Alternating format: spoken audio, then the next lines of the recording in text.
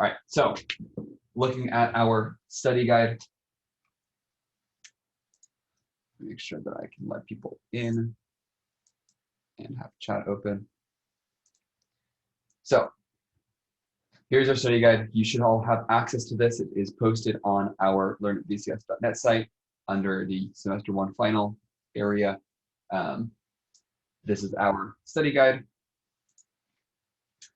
So brief info on what the final is going to look like.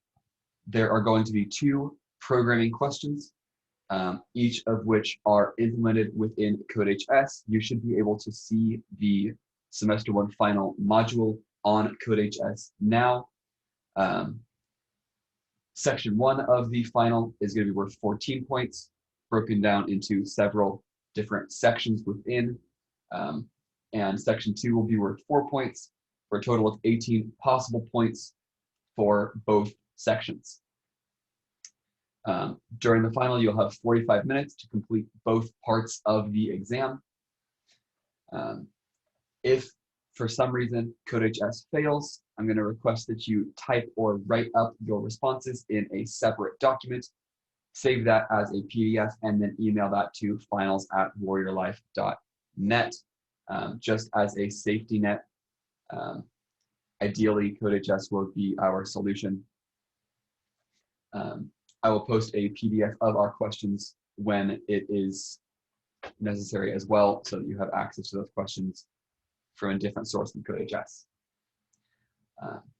Our final is going to be on Wednesday, December 16th, from 11:15 to 12:15. We have the middle of the day slot on Wednesday. We are an academic elective.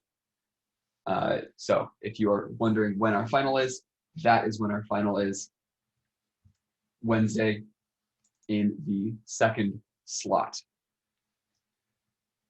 So let's briefly look over the stuff from our Unit 1 that we're gonna be just needing to know for the final.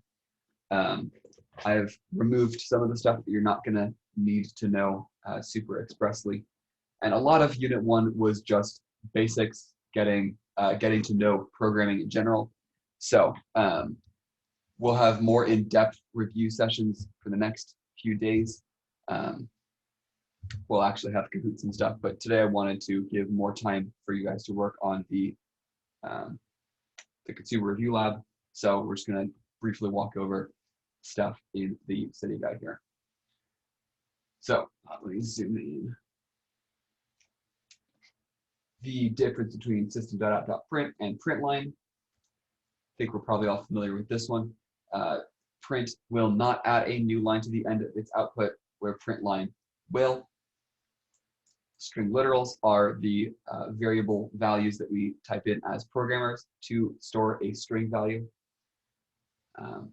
Escape characters, we start using those with the backslash followed by some symbol. So /n/t/ quotation mark, etc. And we add those by just including them inside of our quotation marks. Our 5 common data types.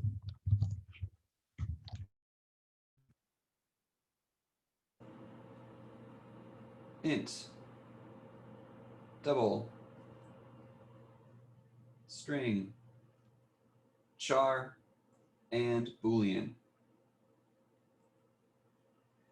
Int and double are used for numbers. String and char are for letters.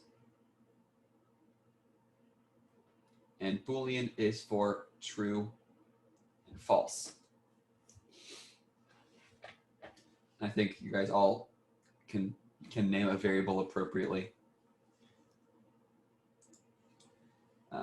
So you're not going to have to answer questions about naming variables, but since I will be reading your code, I would appreciate if your variables follow the regular naming conventions and are legible. Our 5 mathematical operators, just like in regular math, we have plus, minus, times, and divide. We use the asterisk for multiplication. and the / for division. And our last one is the %, modulus, which finds the remainder when you do a division. If you're doing math, you should be able to do some math. And just remember what happens when you do calculations with ints and ints, ints and doubles, or doubles and doubles. It's slightly different in each scenario. Int and int will give you an int. Int and double will give you a double. Double and double will give you a double. The plus and minus, those are our increment and decrement operators. They increase or decrease the value of a variable by 1. Compound assignment operators, that is any operator, so plus, minus, times, divide, modulus, in front of an equal sign, which will update the value of the variable you are using. So you could say x plus equals 5. That will add the value 5 to the value in x and overwrite x with that new answer. When we get input from the user, we need to make sure we import scanner. So we need to import Java. No, I don't capitalize Java here. Java.util.scanner. We need to create a scanner object. So we scanner in equals new scanner. And our parameter is system.in,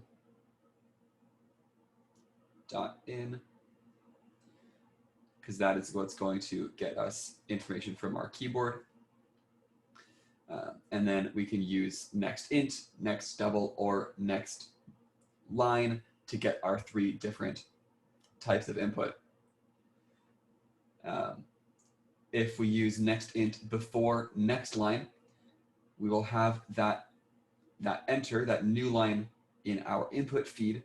So we need to blank out our input feed using a fresh new line or next line just by itself. So we just eat that new line so we don't have to worry about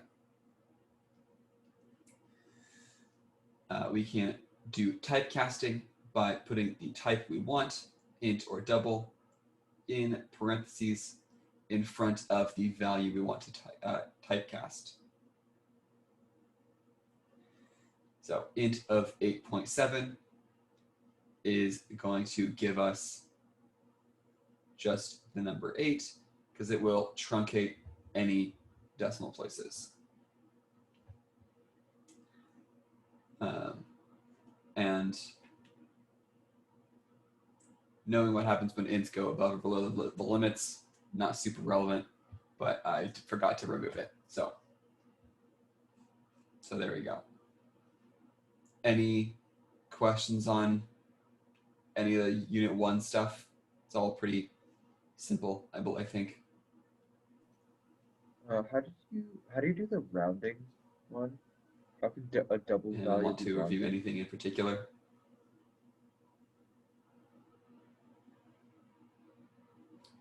All right, then I will stop.